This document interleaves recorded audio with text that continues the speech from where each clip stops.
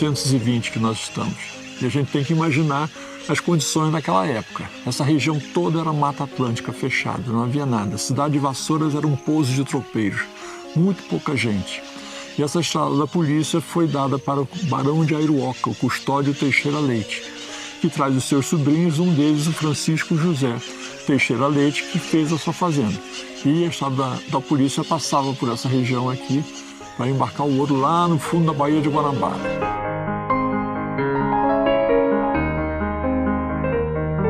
Francisco José vem acompanhar o tio com 16 anos de idade.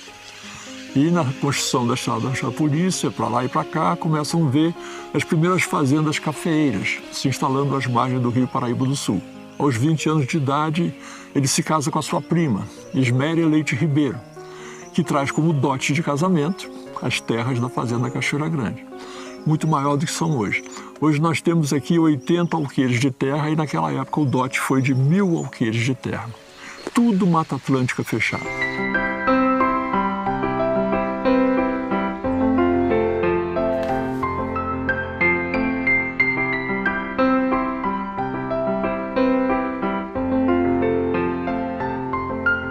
A gente tem que pensar que esse barão aqui, o Barão de Vassouras, praticamente foi o fundador da cidade de Vassouras.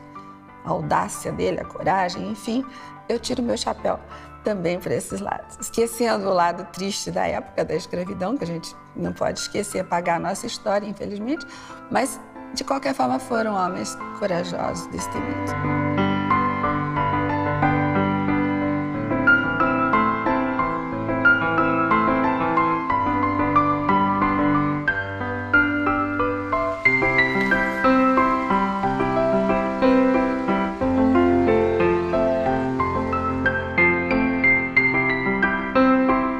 O Francisco José Teixeira Leite, ele foi, como vocês sabem, chegou com 16 anos, mas desde sempre ele teve uma influência muito grande na cidade.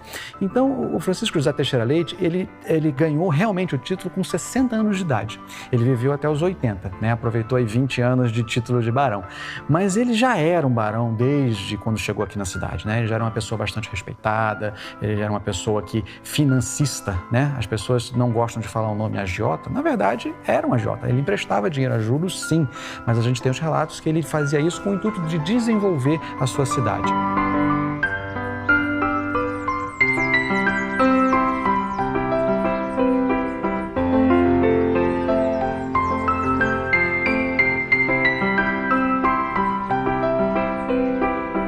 E esse homem decidido a ser cafeicultor resolveu então procurar o melhor lugar para botar a fazenda. Teve gente que imagina que ele deve ter procurado mais de ano, porque 1000 alqueires de terra é muita coisa. E as condições de procura eram muito precárias. Naquela época era na base do facão e do cavalo. E o fato é que ele acabou encontrando aqui. E, por incrível que pareça, ele encontrou um ótimo lugar para botar a fazenda. Esse jovem casal, então, resolve construir essa casinha de 1.200 metros quadrados, com 18 quartos e sem nenhum banheiro. É interessante você verificar que a presença da corte no Rio de Janeiro, como a corte vinha aqui, a arquitetura da região é extremamente mais imponente e fazem questão de mostrar o poder da família. As fazendas de São Paulo e de Minas são bem mais singelas as construções porque a corte não ia.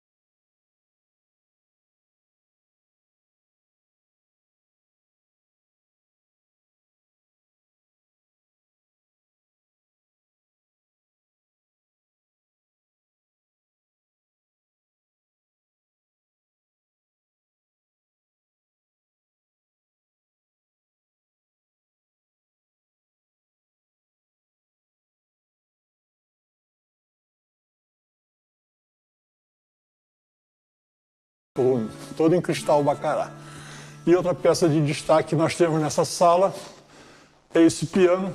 Eu encontrei esse piano forte, que é o primeiro modelo de piano forte, 1803, fabricado na Alemanha, em Baumgarten und Heinz, e que dizem que Beethoven participou muito desse projeto, porque ele estava ficando surdo e o piano forte começou a ter os primeiros martelinhos.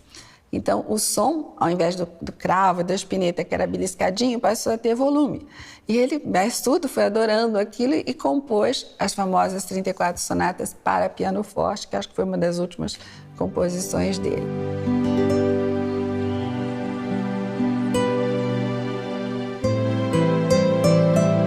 Aqui a gente também consegue ver dessa janela a posição estratégica que a casa tem, porque dá para controlar quem chega na fazenda, a parte plana lá embaixo, onde aconteciam os trabalhos dos escravos, no morro o plantio, a colheita de todo o cafezal.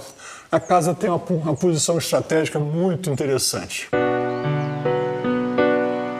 Aqui eram os 3 primeiros dos 18 quartos, foram transformados em saletinhas e era quarto mesmo porque tinha janela. O quarto de hóspede deve ser pequenininho, acertadamente, porque primo José vem de Minas, uma semana para vir, uma semana para ficar.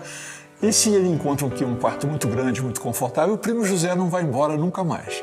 Então são detalhes que a gente lembra e que até hoje são detalhes acertados.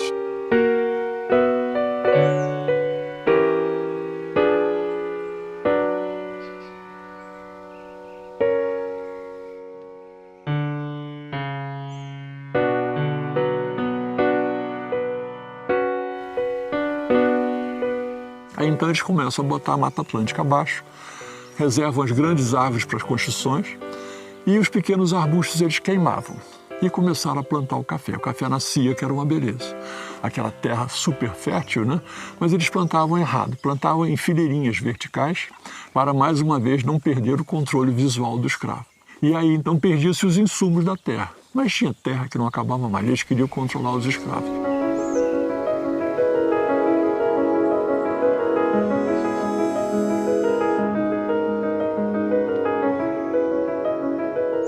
Em 1850, ela chegou a ter 250 escravos, uma força de trabalho grande, não era a maior da região, mas era representativa. Fiquei sabendo que o escravo tinha mais ou menos o valor de um carro popular. Ora, 250 carros populares é uma força de trabalho bastante expressiva e com muito dinheiro investido.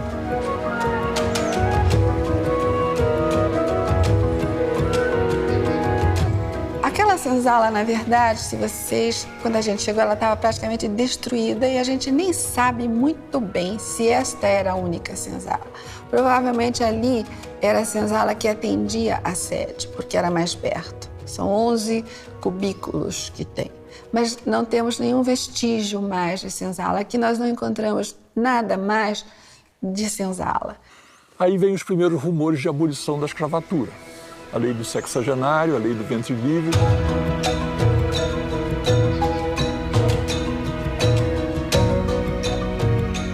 Em 1884, jantou a princesa Isabel e o conde de, porque a filha do barão de Vassouras, o barão tinha morrido em maio de 84. E falava-se já na abolição da escravatura, né? Então ela, preocupada com esse fim de mão de obra, que é o que eles tinham, ela resolveu reunir os fazendeiros, todos grandes produtores de café da região, os barões do café, e oferecer um jantar bem político. Assim, vamos agradar, a história é de longe, né? Vamos agradar para ver se não fazem a abolição. E esse jantar aqui aconteceu e, felizmente, Princesa Isabel, lúcida, não atendeu ao pedido político e, alguns anos depois, assinou a liberdade dos escravos.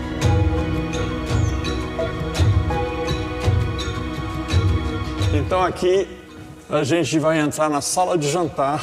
Foi feita essa mesa, compramos as madeiras, deixando as madeiras secando e ficaram 4 anos secando. No último ano de obra, o Eloy desenhou essa mesa e foi montada aqui, depois de 4 anos pelos próprios marceneiros da obra.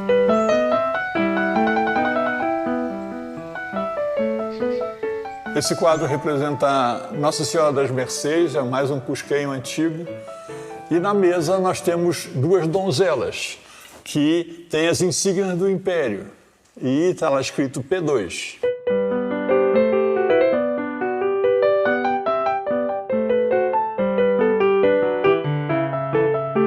Vem o fatídico dia 13 de maio de 1888, a abolição da escravatura. Uma lei fortíssima que derruba a economia brasileira de uma forma drástica. Os barões ficam irritadíssimos, né? Poxa, eu tenho uma frota de 250 carros e agora não são mais meus. Não, isso não pode ser assim, eu investi muito dinheiro, eu quero uma indenização. Juntaram-se todos os barões e foram à corte requerer uma indenização. Não houve indenização nenhuma.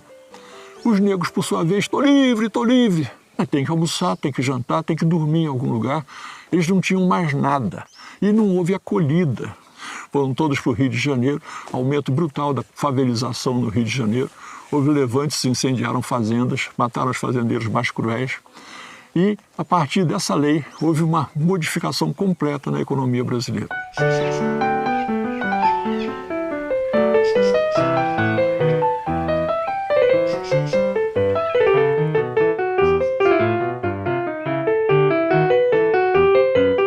Já existia o ciclo financeiro da agricultura, que é interessante, porque até hoje existe.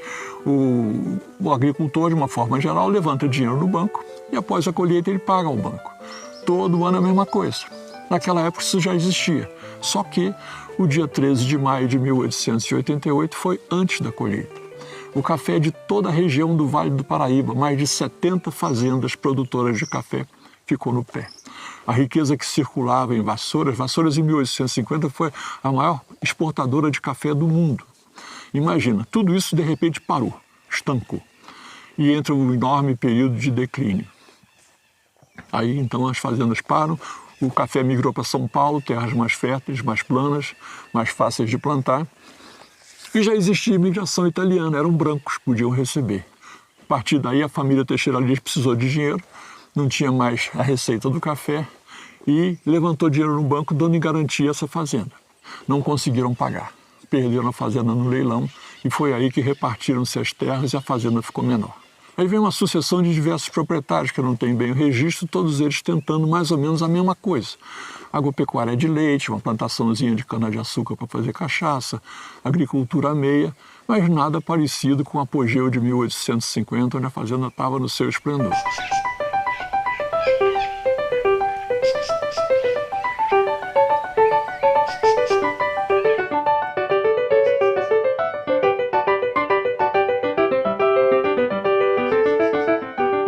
Aqui eram duas alcovas e foram transformados numa capelinha. E essas alcovas eram quartos sem janelas que recebia-se... As fazendas normalmente recebiam os tropeiros, que eram comerciantes e faziam abastecimento da fazenda. Era o supermercado ambulante daquela época. Então, normalmente, no final do dia de negociações, o barão recebia os seus tropeiros e o chefe dos tropeiros ficava na alcova. Dessa forma ele ficava resguardado. O quarto não tinha janela, dava-lhe uma cama, uma vela, um piniquinho, uma bacia, uma jarra e trancava o homem ali dentro. Era prisioneiro por uma noite. E a capelinha ficou assim. A parede que existia no meio foi retirada, abrimos essas duas janelas e destaca-se esse grande quadro cusquenho de 1731, onde ele representa a Santíssima Trindade coroando Nossa Senhora. E se a gente observar bem, a fisionomia dos três é a mesma, mostrando aí o mistério da Santíssima Trindade. Um só Deus em três pessoas distintas, Pai, Filho e Espírito Santo. Aqui nós temos um harmônio de fole e esse oratório antigo mineiro, no finalzinho do barroco mineiro, já quase que um rococó.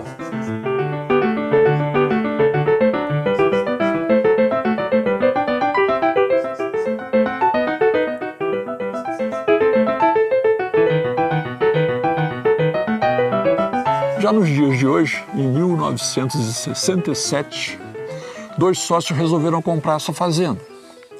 As fazendas não valiam nada. Era muito barato a fazenda, vamos comprar. Volta a lei do jogo, a gente faz aí um cassino. Não puseram ninguém tomando conta na fazenda. A fazenda começa a se deteriorar. As pequenas goteiras se transformam em cachoeiras dentro de casa, janelas ao vento, vidros quebrados. Quem passava por aqui levava o que queria. foram levando, levaram todos os móveis da fazenda.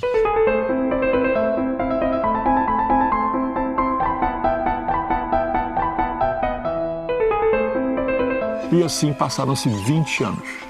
1987, um industrial italiano chamado Francesco Vergara Caffarelli compra a fazenda. E é nesse ponto que eu entro nessa história. Eu tinha uma empresa construtora e estava construindo a casa do casal lá no Rio. Quando um dia o Francesco chegou para mim e disse: Jorge, comprei uma fazenda em Vassoura, você não quer levar o seu pessoal para lá para fazer a restauração da fazenda? Poxa, os meus olhos brilharam. Restaurar uma fazenda antiga deve ser muito interessante. E ele contrata também um arquiteto chamado Eloy de Mello, exímio conhecedor das fazendas do século XIX. Ficamos aqui 4 anos. Foi um trabalho muito interessante.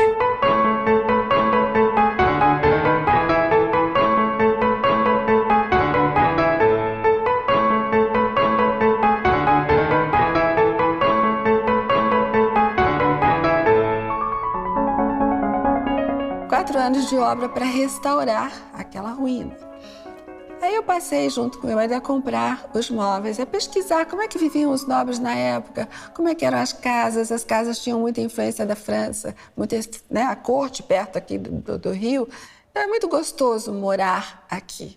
Claro que não é um museu, claro que nem tudo é original, é autêntico. Havia uma preocupação de tentar reproduzir como é que viviam os barões daquela época. E havia muita influência francesa, né? Tudo que era chique vinha de Paris. E eles começaram a fazer um garimpo de 4 anos, 1 ou 2 vezes por semana, comprando todo o mobiliário que nós vamos ver dentro de casa.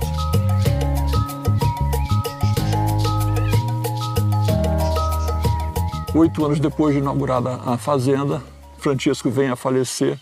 E aí então vem o que eu chamo de uma peripécia do destino. Núbia viúva, eu divorciado, me reencontro com a minha cliente. Hoje estou casado com ela, morando na fazenda que eu conheço porta, janela, prego, parafuso, instalação elétrica, instalação hidráulica. Tudo que foi feito nessa fazenda, eu participei intensamente e sei o trabalho que deu, o dinheiro que foi gasto. E nunca mais nós vamos ter esse aporte financeiro. Então, nos resta tentar fazer a fazenda sobreviver.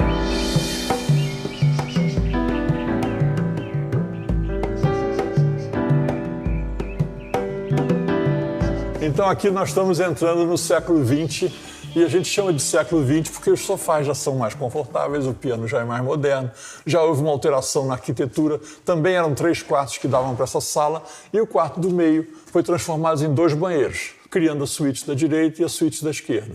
Outras 6 suítes foram construídas aqui, fazendo o total das 8 suítes que o casal tinha encomendado ao arquiteto.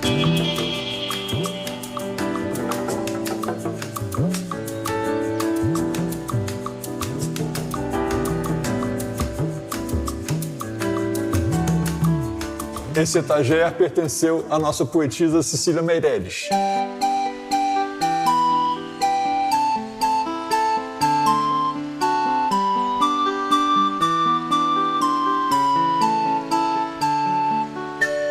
A casa tem um formato de um T.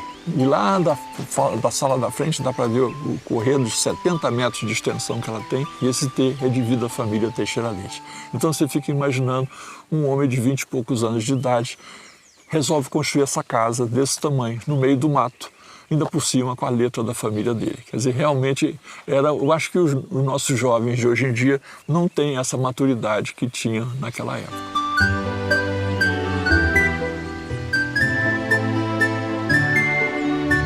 Na fazenda Cachoeira Grande, a cachoeira não é alta, ela é extensa, e havia uma corredeira. E ele veio para cá, para mais perto, e começou a ver que havia possibilidade de fazer um açude, construíram um muro de pedra. Atrás do muro foram fazendo o aterro e criaram assim a barragem. Isso daí era bastante interessante porque a água representou energia. Roda d'água, engenho, moinho e essas máquinas da fazenda antiga.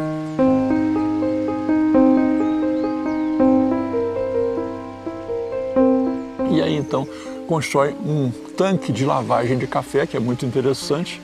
Eles usavam a propriedade do café de boa qualidade, o café afunda. E o café de má qualidade, ele flutua. Então, enche o tanque d'água, tem água em fartura no açude e deixa transbordar. O carro de boi vai chegando ali por cima e vai entornando o café. todo café bom vai para o fundo, todo café ruim fica na superfície e acaba sendo transbordado, só fica o café bom. É interessante você imaginar os projetos debaixo da mata, né? Uma canaleta de pedra que existe lá até hoje, que conduzia o café até o terreiro de secagem do café, todo em pedra para ficar bem quente e haver a secagem rápida do café.